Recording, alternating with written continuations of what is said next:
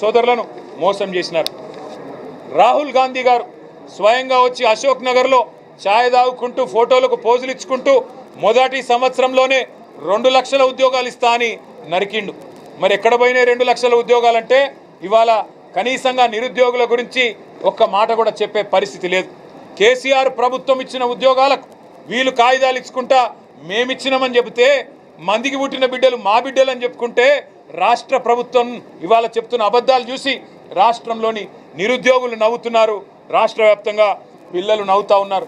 ఉద్యోగాలు ఇచ్చింది కేసీఆర్ ప్రభుత్వం, కాగితాలు ఇచ్చిన సన్నాసులు మీరు. 2 లక్షల ఉద్యోగాలు ఏదైతే రాహుల్ గాంధీ చెప్పిండో నేను డిమాండ్ చేస్తున్నా.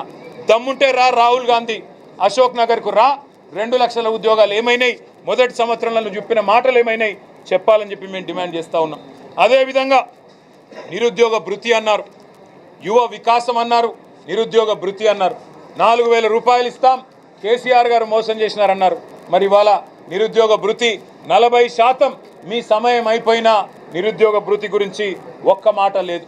విద్యా భరోసా కార్డు అన్నారు, 5 లక్షలు అన్నారు, అది కూడా ఇప్పటి వరకు కనీసం ప్రస్తావన లేదు.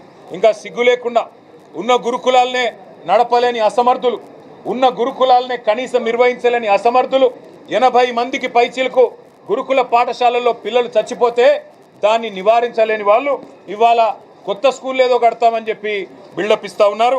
సిగ్గుపడాలని చెప్పి నేను విజ్ఞప్తి చేస్తూ ఉన్నా. రాష్ట్ర ఆర్థిక చోదక శక్తి హైదరాబాద్ మహానగరం. ఇవాళ హైదరాబాద్ మహానగరం అధ్వాన నగరంగా మారింది.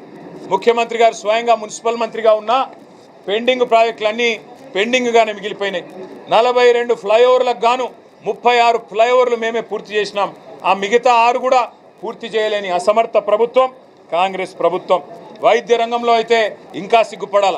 కనీసం ఇవాళ పేదవాళ్ళు ఇవాళ దవాఖానకు పోతే గోళీలు ఇచ్చే పరిస్థితి లేదు, మొత్తం విధ్వంసం చేసి పెట్టినారు. ఇంకా 2 మాటలు ఖచ్చితంగా చెప్పాలి. తెలంగాణ ఆర్థిక వ్యవస్థను ఇవాళ చిన్నాభిన్నం చేసింది, పేక మేడలాగా కుప్పగూలుస్తున్నది కాంగ్రెస్ పార్టీ, కాంగ్రెస్ ప్రభుత్వం.